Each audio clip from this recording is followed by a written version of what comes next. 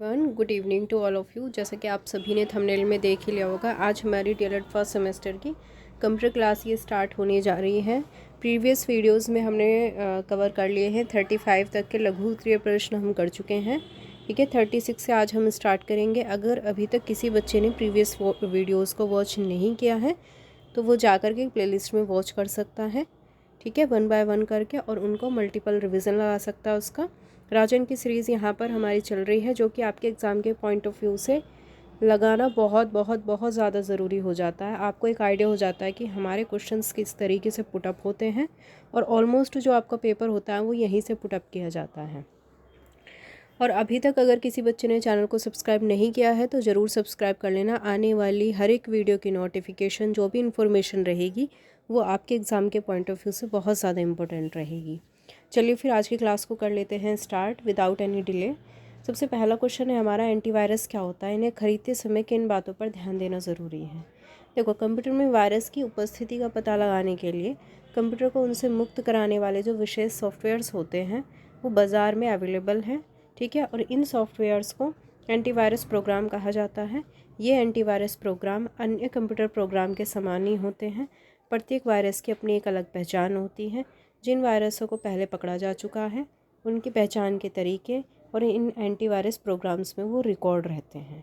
ठीक है, तो कंप्यूटर में वायरस की उपस्थिति की जानकारी होते ही एंटीवायरस प्रोग्राम न केवल उस वायरस को कंप्यूटर से हटा देते हैं, बल्कि उनके कार्य क्षेत्रों के आधार पर क्षतिग्रस्त किए गए डेटा और फाइल को भी कभी कभी पूर्ण रूप से और कभी कभी आंशिक रूप से सही भी कर देते हैं। ठीक है, तो इतना सारा काम होता है एंटीवायरस का। ठीक है, आगे बढ़ते हैं। अब देखो, आपको आगे ना कुछ चीज़ों का ध्यान रखना होता है अगर एंटीवायरस सॉफ्टवेयर को आपको ख़रीदना है। सबसे पहला तो एंटीवायरस प्रोग्राम को कंप्यूटर में स्थापित करना और प्रयोग करना सरल हो। ठीक है, ऐसा ख़रीदना है। दूसरा, antivirus program smart antivirus program होना चाहिए। थर्ड है, इसमें टीआरएस के समान कार्य करने की विशेष गुणवत्ता हो। टीआरएस क्या होता है? Telecommunication relay service. ठीक है, जो बातचीत की अनुमति देता है। और थर्ड है कि इसका अपग्रेडेशन आसान हो, हम उसको और ज़्यादा इम्प्रूव भी कर सकें। नेक्स्ट क्वेश्चन है हमारा, इंटरनेट सेवाओं का वर्णन कीजिए। चलिए आगे बढ़ते हैं।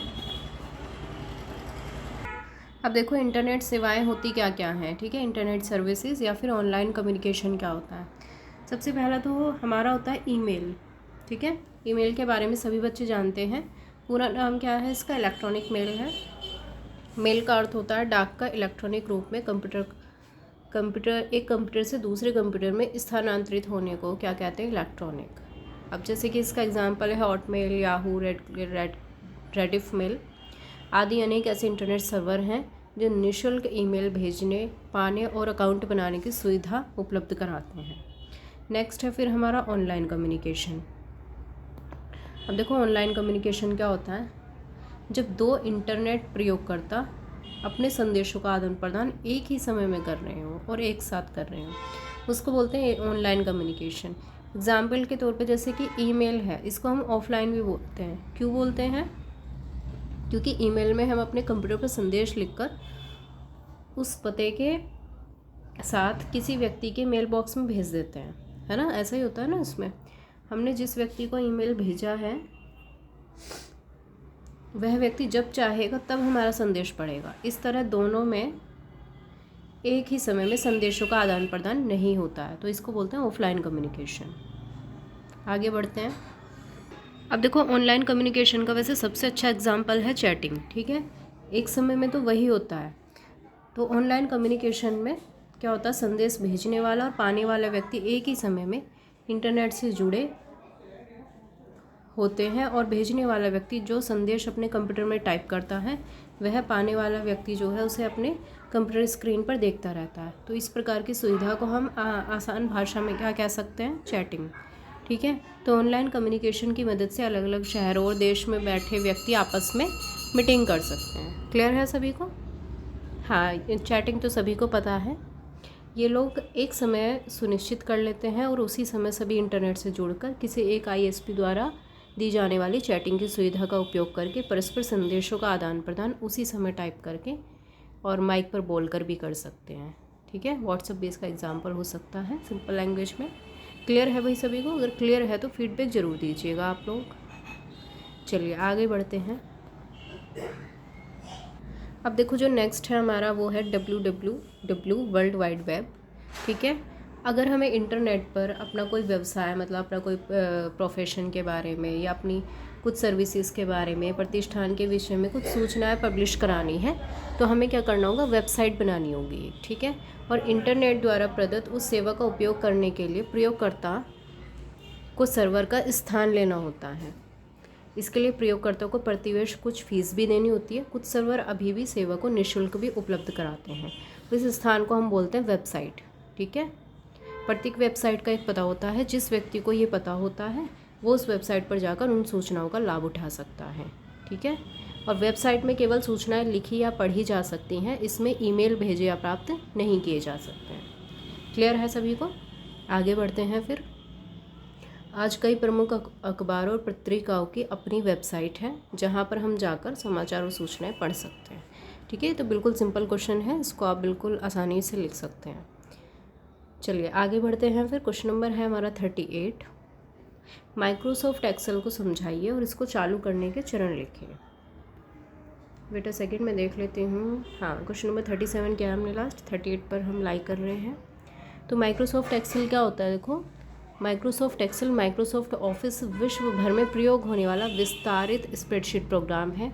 यह आंकड़ों को संगठित, व्यवस्थित, गणनाओं को पूरा करना, निर्णय लेना, डाटा का ग्राफ तैयार करना, व्यावसायिक रिपोर्ट तैयार करना, वेब पर डाटा प्रकाशित करने और वेबसाइट पर डाटा के साथ काम करने की सुविधा देता है।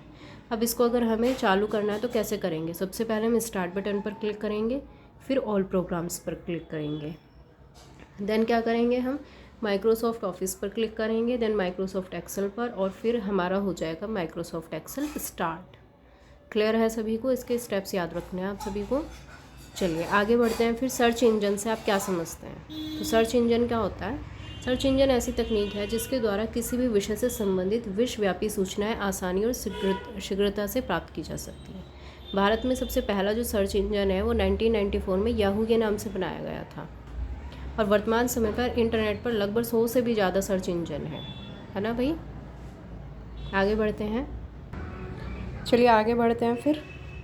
लेकिन कोई भी ऐसा सर्च इंजन नहीं है कि जो समस्त जानकारियाँ पूर्ण रूप से दे सके। ठीक है, सपोज दैट जैसे कि एक व्यक्ति में सारे गुण संभव नहीं है, उसी तरीके से कोई भी सर्च इंजन ऐसा नहीं है कि जो सभी तरह की इन्फॉर्मेशन आपको एक ही सर्च इंजन दे दे। ठीक है, तो ऐसा इसलिए है क्योंकि सर्च इंजन एक प्रकार का प्रोग्राम होता है जिसे समय समय पर क्या किया जाता है, अपडेट किया जाता है। और सर्च इंजन को अपडेट करने में क्या लगता है, समय लगता है। देखो कितना मतलब टिपिकल वर्ड लिया है, अद्यतन, है ना। अब इसको कौन ही याद रखिएगा बताओ, अपडेट को अद्यतन भी बोलते हैं। क्लियर है? हाँ, तो सर्च इंजन को अपडेट करने में क्या लगता है, टाइम लगता है। और इस बीच की नई जानकारियों को तत्संबंधित सर्च इंजन द्वारा प्राप्त नहीं किया जा सकता। एग्जाम्पल दे रखे सर्च इंजन के, गूगल है, याहू है, क्रोम है। ठीक है, सभी यूज़ करते हैं इनको। आगे बढ़ते हैं नेक्स्ट क्वेश्चन पर। किसी भी एंटीवायरस सॉफ्टवेयर की इंस्टॉलेशन प्रक्रिया को समझाइए। तो एंटीवायरस की इंस्टॉलेशन प्रक्रिया क्या होती है, देखो इसका स्वरूप बता रखा है। सबसे पहला स्टेप है इसमें कि सबसे पहले इंटरनेट की मदद से अवेस्ट फ्री ट्रायल वर्जन को डाउनलोड किया जाता है। देन उसके बाद आपके सिस्टम में सुरक्षित डाउनलोड किया हुआ अवेस्ट का सेटअप ओपन किया जाता है। देन आपके स्क्रीन पर विंडो ओपन होगी जिसमें इंस्टॉलेशन की भाषा सेलेक्ट करके नेक्स्ट पर आप क्लिक करेंगे। ठीक है, उसके बाद क्या होगा, यूज़र नेम और लाइसेंस डॉक्यूमेंट संबंधित विंडो प्रदर्शित होगी, उस पर नेक्स्ट क्लिक करना है। देन फिफ्थ है, इंस्टॉलेशन पूर्ण होने पर फिनिश ऑप्शन पर क्लिक करना है। अवेस्ट एंटीवायरस जो है आपके सिस्टम में क्या हो जाएगा, स्थापित हो जाएगा। ठीक है, अवेस्ट मतलब एंटीवायरस सॉफ्टवेयर। ठीक है, हाँ, शॉर्ट फॉर्म में इसको लिख रखा है अवेस्ट। चलिए आगे बढ़ते हैं। आगे है हमारा निम्नलिखित पर टिप्पणी लिखिए। हम आ गए हैं क्वेश्चन नंबर 41 पर। ठीक है, टिप्पणी किस पर लिखनी है, वर्कशीट पैकेज और डाटा पैकेज। वर्कशीट पैकेज क्या होता है, इस तरह के पैकेज का जो यूज़ है वो कार्यालय में सूचना और आंकड़ों को व्यवस्थित रूप में एकीकृत किया जाता है। इन आंकड़ों को रो और कॉलम वाइज सेट कर लिया जाता है, फिर उनकी गणितीय गणना कार्य को सुविधापूर्वक किया जा सकता है। पैकेज का जो मुख्य अवयव है वो वर्कबुक होता है, जिसमें कि सामान्यतः 3 वर्कशीट होती हैं। एक वर्कशीट में 16,000 के लगभग कॉलम होते हैं, ठीक है, और रोज़ भी काफ़ी सारी होती है इसमें। चलिए आगे बढ़ते हैं। नेक्स्ट है फिर डाटाबेस पैकेज क्या होता है। बस आपको इसका पर्टिकुलर जो है ये नंबर याद रखने की ज़रूरत नहीं है। आप अगर इतना लिख देंगे कि इसमें रोज़ और कॉलम होते हैं और हम उनको फिर मैथमेटिकली जो है सॉल्व कर सकते हैं, तो इतना इनफ हो जाता है। आगे बढ़ते हैं डाटाबेस पैकेज। देखो डाटाबेस पैकेज जो है उस सॉफ्टवेयर का प्रमुख उपयोग आंकड़ों को स्टोर करने में किया जाता है। किस चीज़ में किया जाता है? आंकड़ों को स्टोर करने में, डेटा को स्टोर करने में। साथ ही साथ ज़रूरत के अनुसार प्रस्तुत करने की आवश्यक व्यवस्था स्थापित की जाती है इसमें। देन फिर क्या होता है, इन सॉफ्टवेयर के द्वारा विभिन्न प्रकार के आंकड़ों को अपनी ज़रूरत के अनुसार व्यवस्थित किया जाता है। डाटाबेस सॉफ्टवेयर के द्वारा इन विभिन्न प्रकार के आंकड़ों को एक प्रयोगकर्ता द्वारा विभिन्न विधियों के द्वारा इंटरनेट के द्वारा प्राप्त किया जा सकता है। डाटाबेस सॉफ्टवेयर के द्वारा एक साथ अनेक प्रयोगकर्ता लोकल एरिया नेटवर्क द्वारा ब्राउज़र द्वारा आंकड़ों विषयक प्रक्रिया में भाग ले सकते हैं। डाटाबेस सॉफ्टवेयर का उपयोग विविध विंडोज़ में करके इंटरनेट के द्वारा आंकड़े प्राप्त किए जा सकते हैं। और डाटाबेस सॉफ्टवेयर के प्रयोग में यदि RAD टूल्स को संबंधित कर दिया जाए तो आंकड़ों से संबंधित कार्य शीघ्र रूप में संपन्न होंगे। क्लियर है यहाँ तक सभी को? आगे बढ़ते हैं। नेक्स्ट क्वेश्चन है हमारा, क्वेश्चन नंबर है 42। वेबसाइट क्या होती है? नेक्स्ट है फिर वेबसाइट क्या होती है। देखो वेबसाइट है हमारा, वेबसाइट का संबंध जो है विश्व फाइलों के संकलन से होता है, जैसे WWW या वर्ल्ड वाइड वेब कहते हैं। इसे आरंभ की फाइलों या फिर होम पेज भी कहते हैं, ठीक है। हाँ, होम पेज भी इसको बोला जाता है। एक संस्थान या व्यक्ति ये कहता है कि उनके वेबसाइट को किस तरह प्राप्त किया जाए। उनके पते का होम पेज दे देते हैं वो, कि होम पेज से तुम्हें उसके समस्त अन्य पेजों की साइट प्राप्त हो जाएगी। जैसे कि IBM के लिए वेबसाइट के होम पेज का पता जो है वो http://www.ibm.com के रूप में दिया जाता है, ठीक है। और होम पेज के अंतर्गत वास्तव में विशिष्ट फाइलों का नाम एक इंडेक्स के रूप में HTML के रूप में सम्मिलित किया जाता है। IBM के होम पेज के पते के अंतर्गत हज़ारों पृष्ठ या हज़ारों पेज सम्मिलित होते हैं। आगे बढ़ते हैं फिर। नेक्स्ट हमारा 43 क्वेश्चन, माइक्रोसॉफ्ट विंडोज़ में एक्सप्लोरर क्या है, स्पष्ट कीजिए। अब देखो पूर्व संस्करणों के जो प्रोग्राम मैनेजर और फाइलें हैं, फाइल मैनेजर प्रोग्राम की जगह उनकी जगह 98 MB में विंडोज़ एक्सप्लोरर जो है वो एक शक्तिशाली प्रोग्राम है जो फाइलों, ड्राइव और नेटवर्क संबंधों की देखभाल और व्यवस्था करता है। यद्यपि विंडोज़ XP में विंडोज़ एक्सप्लोरर उपलब्ध नहीं है, इसके बदले माई कंप्यूटर से कार्य लिया जाता है। आगे बढ़ते हैं। क्वेश्चन नंबर है हमारा 44। MS-DOS का पूरा नाम क्या होता है? Microsoft disk operating system. आगे बढ़ते हैं। इनपुट डिवाइस से आप क्या समझते हैं कि नहीं? 2 इनपुट डिवाइस के नाम लिखिए। तो 2 इनपुट डिवाइस कौन कौन सी है? कीबोर्ड और माउस, ठीक है। अब इनपुट डिवाइस होती क्या है? अगर हमें कोई भी काम करना होता है तो सिर्फ़ और सिर्फ किसके थ्रू हम कर सकते हैं? हाँ, इन्हीं के माध्यम से कंप्यूटर में अपना कोई भी हम कार्य कर सकते हैं, इनपुट डिवाइस के थ्रू ही। क्लियर है सभी को? अगर क्लियर है तो भी फीडबैक ज़रूर दीजिएगा आप लोग, ठीक है। आगे बढ़ते हैं। क्वेश्चन नंबर है हमारा 46। अब साइबर लॉज या साइबर नियम क्या होते हैं? देखो साइबर लॉज जो है ये एक शब्द है जिसका उपयोग संचार प्रौद्योगिकी संबंधी कानूनी मुद्दों का, विशेष रूप से साइबर स्पेस का, इंटरनेट का वर्णन करने के लिए किया जाता है। यह संपत्ति या संविदा की भांति कानून का एक संक्षिप्त मार्ग है, क्योंकि यह कई कानूनी क्षेत्रों का एक चौराहा है जिसमें बौद्धिक संपदा, गोपनीयता, अभिव्यक्ति की स्वतंत्रता, अधिकारिता का समावेश है। संक्षेप में साइबर कानून इंटरनेट पर मानव गतिविधि द्वारा प्रस्तुत चुनौतियों को कानून की भौतिक दुनिया के लिए लागू करने की न्याय प्रणाली के साथ साथ एकीकृत करने का भी प्रयत्न है, ठीक है। आपने देखा भी होगा कि साइबर का एक क्या है, जैसे होम पेज पे आप जाएंगे तो आपको पूरा प्रोसीजर पता चल जाएगा। आपको कोई शिकायत दर्ज करानी है, वहाँ पर आपका नाम भी गोपनीय रखा जाता है ना, इस तरीके से। आगे बढ़ते हैं फिर। क्वेश्चन नंबर नेक्स्ट है हमारा 47। MS वर्ड का परिचय दीजिए। वैसे ये जो क्वेश्चन है रिपीटेड है, मैं पहले भी बता चुकी हूँ इसको। MS वर्ड, माइक्रोसॉफ्ट वर्ड जो है एक एप्लीकेशन सॉफ्टवेयर है, ठीक है। कैसा प्रोग्राम है? Application software. यह प्रोग्राम अभिलेखों जैसे कि पत्र, रिज्यूम, रिपोर्ट आदि का निर्माण करने, उन पर कार्य करने की मदद करता है। अगर आपको अपना रिज्यूम तैयार कराना है तो वो किस में होता है? MS वर्ड में होता है। इसमें दिए गए फीचर्स की मदद से आप अपने अभिलेख को संपादित करके उसे और ज़्यादा और ज़्यादा उपयोगी बना सकते हैं। क्लियर है सभी को यहाँ तक? अगर क्लियर है तो भाई कमेंट बॉक्स में कमेंट करके बताइए ज़रूर, ठीक है। और एंड तक बने रहना, आपके लिए बहुत यूज़फुल रहेगी, हर क्लास आपके लिए काफ़ी ज़्यादा यूज़फुल रहेगी, ठीक है। राजन की सीरीज़ तो आपके लिए बिल्कुल मस्ट है, 90+ स्कोर आपका यहीं से हो जाएगा अगर आप इसको सही से कर लेते हैं और रिवीजन लगाते हैं। चलिए आगे बढ़ते हैं। नेटवर्क टोपोलॉजी क्या होती है? तो देखो, नेटवर्क टोपोलॉजी क्या होती है, एक नेटवर्क में विभिन्न कंप्यूटर जिस विधि से केबलों से जोड़े जाते हैं उसको क्या बोलते हैं? Network topology. सामान्यतः नेटवर्क टोपोलॉजी 4 तरह की होती है: बस टोपोलॉजी, रिंग टोपोलॉजी, स्टार और नेट टोपोलॉजी, ठीक है। बस, रिंग, स्टार और नेट।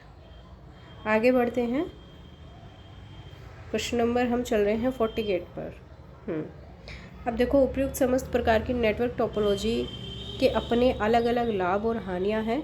इन टोपोलॉजी को आवश्यकता के अनुसार संयुक्त रूप में भी प्रयोग किया जाता है, मतलब एक साथ भी सबको कनेक्ट कर दिया जाता है, जैसे कि स्टार बस टोपोलॉजी अथवा स्टार रिंग टोपोलॉजी। क्लियर है? हाँ, कभी कभी जो है 2 को कंबाइन भी कर दिया जाता है एक साथ, अगर नीड होती है तब। यहाँ तक क्लियर है भाई सभी को? चलिए आगे बढ़ते हैं। क्वेश्चन नंबर है हमारा 49। लॉगिन और लॉग आउट क्या होता है? लॉगिन, लॉग आउट, किसी पुराने यूज़र द्वारा लॉग ऑफ यूज़र नेम का प्रयोग किया जाता है तो समस्त प्रोग्राम क्या हो जाते हैं? क्लोज हो जाते हैं और एक भिन्न यूज़र के रूप में लॉग ऑन हो जाते हैं, ठीक है, जिसमें नए यूज़र द्वारा पुनः लॉगिन किया जा सकता है। आगे है फिर हमारा लॉग आउट। तो कंप्यूटर में प्रयोगकर्ता द्वारा अपने अकाउंट से बाहर आने की प्रक्रिया को क्या बोलते हैं? लॉग आउट बोलते हैं, ठीक है। क्लियर है सभी को? लॉगिन, लॉग आउट तो सभी जानते होंगे। आगे बढ़ते हैं। क्वेश्चन नंबर है हमारा 50 एंड लास्ट आज का क्वेश्चन, यहीं तक रखेंगे आज हम। मीडिया प्लेयर का प्रयोग किस लिए होता है? तो मीडिया प्लेयर का जो प्रयोग है वो सिस्टम में सुरक्षित किसी वीडियो फाइल को देखने और चलाने के लिए किया जाता है। किस चीज़ के लिए किया जाता है मीडिया प्लेयर का उपयोग? सिस्टम में सुरक्षित किसी वीडियो फाइल को चलाने के लिए।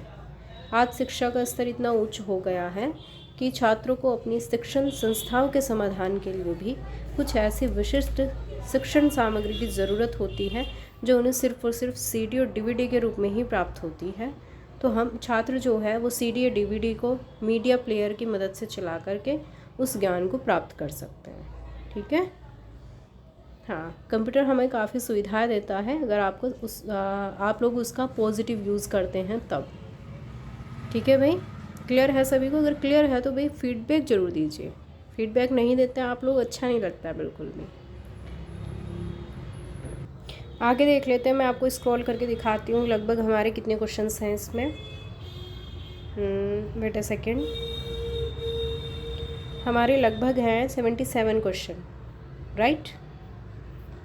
हाँ, 77 क्वेश्चन है हमारे टोटल। और आज हमने किए कितने हैं? कितने क्वेश्चन किए अभी हमने, बताइए? 50 क्वेश्चन हमने कर लिए हैं लगभग। अपकमिंग 2 डेज़ में आपकी जो क्लासेस है वो कंप्लीट हो जाएगी, ठीक है। कंप्यूटर का सिलेबस भी हमारा जो है कंप्लीट होने वाला है, बिल्कुल पीक पॉइंट पे चल रहा है। और आपका जो है बाल विकास CDP भी ख़त्म होने वाली है, ठीक है। प्लेलिस्ट में जाके वॉच कर लेना, DLED फर्स्ट सेमेस्टर की बाल विकास की आपको प्लेलिस्ट मिल जाएगी, ठीक है। आप उस पर जा कर के सारी वीडियोस वॉच कर सकते हैं, उसका भी सिलेबस आपका कंप्लीट होने वाला है। दैन उसके बाद हम करेंगे SST और साइंस का सिलेबस जल्दी से कंप्लीट करेंगे। दैन बाकी के जो सब्जेक्ट हैं उनका भी सिलेबस जल्दी जल्दी कवर किया जाएगा, ठीक है भाई। तो चैनल को सब्सक्राइब करना मत भूलना, आने वाली हर एक वीडियो आपके लिए बहुत बहुत बहुत ज़्यादा यूज़फुल रहेगी। और आपका देख लेना 90+ से भी ज़्यादा स्कोर यहीं से होगा, ठीक है। हाँ, अगर आप अच्छे से पढ़ लेते हैं तो 95, 98 तक भी आपका स्कोर पहुँचेगा ज़रूर, ठीक है। और एक चीज़ और ध्यान रखना, जो मैं आपको हमेशा बताती हूँ, आपके स्कोरिंग सब्जेक्ट हैं, एक तो आपका अधिगम वाला है, दूसरा है आपका बाल विकास और थर्ड है आपका सामाजिक अध्ययन, ठीक है। सॉरी, तीनों ही आपके जो हैं 50-50 मार्क्स के हैं, स्कोरिंग सब्जेक्ट हैं। इसमें आप 47, 48 तक मार्क्स ला सकते हैं, है ना। हाँ, तो इन पर आप थोड़ा ज़्यादा फोकस करके चलना। करना तो सभी पर है, ओवरऑल जो परसेंटेज बनेगी वो तो सभी से बनेगी, लेकिन जो स्कोरिंग सब्जेक्ट है जो आपको अच्छा स्कोर दिला सकते हैं उन पर ज़्यादा फोकस करने की ज़रूरत है। चलिए फिर दोस्तों में ज़रूर शेयर कर देना भाई। और अगर क्लास अच्छी लगे, समझ में आई हो तो कमेंट बॉक्स में फ़ीडबैक ज़रूर देना, ठीक है। और सब्सक्राइब करना बिल्कुल मत भूलना, बिल्कुल भी। आने वाला हर एक सेगमेंट जो भी मटेरियल रहेगा, ठीक है, क्लासेस वगैरह आपके लिए बहुत बहुत बहुत यूज़फुल रहेंगी। चलिए भाई, मिलते हैं नेक्स्ट वीडियो में। तब तक के लिए सभी को गॉड ब्लेस यू। सब पढ़ते रहिए, खुश रहिए, मस्त रहिए। मिलते हैं नेक्स्ट क्लास में। Bye bye, thank you so much, take care.